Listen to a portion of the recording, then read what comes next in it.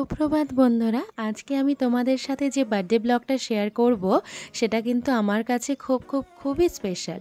আমার মেয়ের 4 বছরের জন্মদিন। হ্যাঁ, 4 বছর পূর্ণ করলো আমার মেয়ে। আর এই জন্মদিনের সকালবেলা স্নান সেরে বাবার দেওয়া জামাকাপড় পরে সাজুগুজু করে নিয়েছিল মেয়ে আমার। আর সবাই কিছু গিফটস দিয়েছিল, যেমন ওর মামা মামি ওকে এই আংটিটা দিয়েছিল, এই ব্রেসলেটটা আমি ওকে দিয়েছিলাম, আর এই যে গলার হারটা দেখছো এটা আমার মা বাবা মানে ওর দাদু দিদা ওকে দিয়েছিল। ডিজাইনগুলো কেমন হয়েছিল জানিও কিন্তু তোমরা। এই সমস্ত কিছু দিয়ে ওকে খুব সুন্দর করে সাজিয়ে দেওয়া হয়েছিল, ওকে যাতে পরীর মতন লাগে। এবার চলো রান্নার তোড়জোড় দেখার জন্য।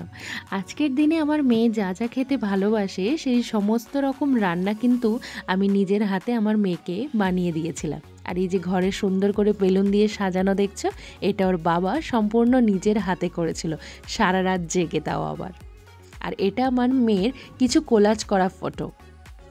এবার শুরু হলো আশীর্বাদ পর্ব। প্রথমে বাবা, দাদু, দিদা, মামা, মামি সবাই একে একে আশীর্বাদটা সেরে নিল। সুন্দর করে দুপুরবেলার খাবারটাও সাজিয়ে দিয়েছিলাম আমার মেয়ের সামনে।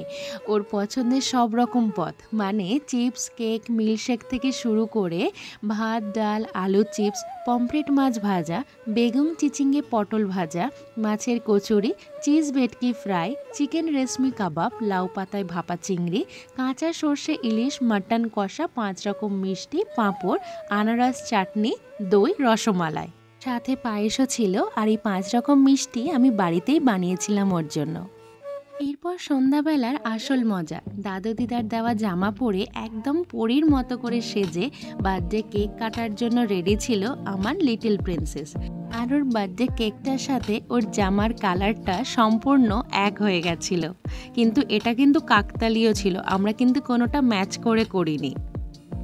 কেক কেটে সবাইকে কেক খাইয়ে দিল, আর নিজেও কেক খেয়ে খুব খুশি।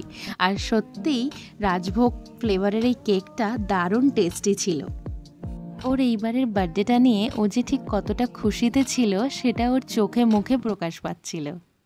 ওর এই জন্মদিনের খুশির মুহূর্তগুলোকে ফ্রেমে বন্দি করার জন্য আমি কিছু ফটোশ্যুটও করে নিলাম ওর। আর এরপর সেই মুহূর্ত, প্রচুর গিফট পেয়ে আমার মেয়ে খুব খুশি হয়েছিল। আর গিফট ওপেনিং করতে কার না ভালো লাগে বলো? তো আমার মেয়ে নিজেই তার সমস্ত গিফটগুলোকে ওপেন করে তোমাদের সামনে দেখানোর জন্য বের করে দিয়েছে। ও যা যা গিফট পেয়েছিল প্রায় বলা যেতে পারে একটা পুজোর শপিং হয়ে গেছে ওর এই বছরে। তো আমি তো সকালবেলা দেখিয়েছিলাম ব্রেসলেটটা, কিছু আশীর্বাদী টাকাও ছিল যেটা সবাই মিলে ওকে আশীর্বাদের সময় দিয়েছিল। একটা খুব সুন্দর দেখে ফ্রক, জুতো, জিন্স আর হোয়াইট শার্টের, ব্ল্যাক জিন্স আর হোয়াইট শার্টের একটা সেট, আর খুব সুন্দর দেখে গলার একটা সেট ছিল, ছোট্ট একটা আংটি ছিল, 3টে হেয়ার ব্র্যান্ড ছিল।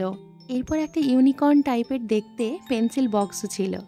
আর রাধিকার সমস্ত ছোটোবেলার একটা ফটো দিয়ে একটা খুব সুন্দর দেখে লাইট দেওয়া ফটো ফ্রেম বলা যেতে পারে, মানে ওর ছোটোবেলার সমস্ত যা যা ফটো ছিল ওর মামার সাথে, সেই ফটোগুলো একসাথে কোলাজ করে ওই ফটো ফ্রেমটা বানানো হয়েছিল, ওটা ওর মামা দিয়েছিল ওকে। আর রূপোর নপুরও ছিল, আর আরও কিছু গিফট ছিল যেগুলো আমার অফিস কালিগরা ওকে দিয়েছিল।